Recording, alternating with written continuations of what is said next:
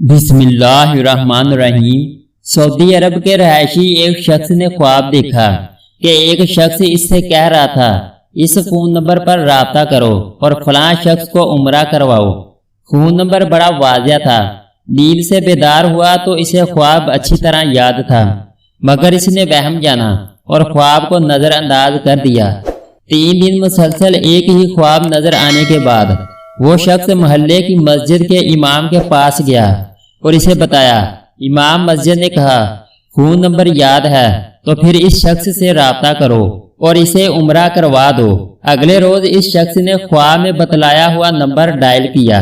جس شخص نے فون اٹھایا اس سے ضروری تعارف کے بعد اس نے کہا مجھے خواب میں کہا گیا ہے کہ میں تمہیں عمرہ کرواؤں، لہذا میں اس نیک کام کی تکمیل کرنا چاہتا ہوں۔ جس آدمی کو اس نے فون کیا وہ زور سے ہنسا اور کہنے لگا کون سے عمرہ کی بات کرتے ہو؟ میں نے تو مدت ہوئی کبھی فرض نماز بھی ادا نہیں کی اور تم کہتے ہو کہ تم مجھے عمرہ کروانا چاہتے ہو۔ جس شخص نے خواب دیکھا تھا وہ اس سے اصرار کرنے لگا۔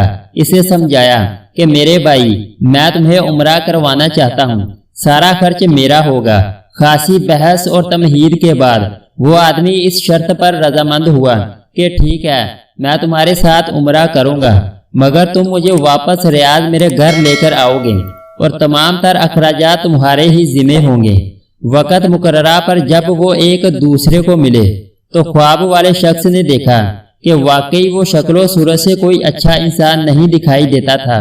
اس کے چہرے سے عیاں تھا کہ وہ غلط قسم کا انسان ہے اور نماز کم ہی پڑھتا ہے۔ اسے بڑا تعجب ہوا کہ یہ وہی شخص ہے جسے عمرہ کرنے کے لیے خواب میں 3 مرتبہ کہا گیا۔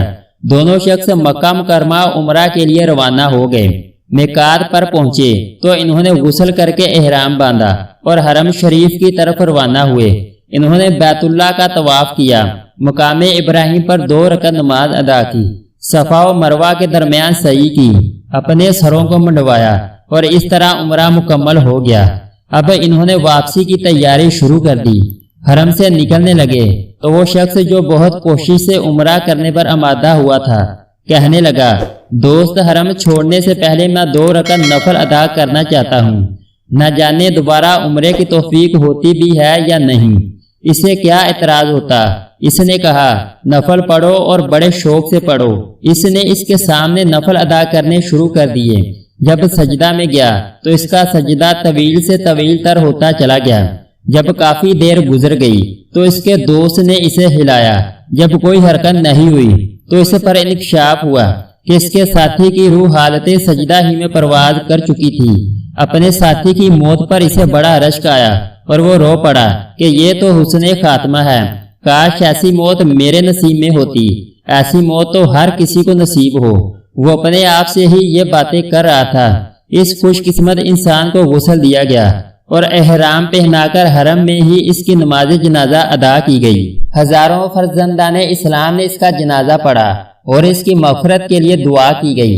اس دوران اس کی وفات کی اطلاع ریاض اس کے گھر والوں کو دی جا چکی تھی۔ خواب دیکھنے والے شخص نے اپنے وعدے کے مطابق اس کی میت کو ریاض پہنچا دیا، جہاں اسے دفن کر دیا گیا۔ چند ایام گزرنے کے بعد خواب دیکھنے والے شخص نے اس فوت ہونے والے کی بیوہ کو فون کیا۔ تعزیت کے بعد اس نے کہا میں جاننا چاہتا ہوں کہ تمہارے شوہر کی ایسی کون سی نیکی یا عادت تھی کہ اس کا انجام اس قدر عمدہ ہوا، اسے حرم کعبہ میں سجدہ کی حالت میں موت آئی۔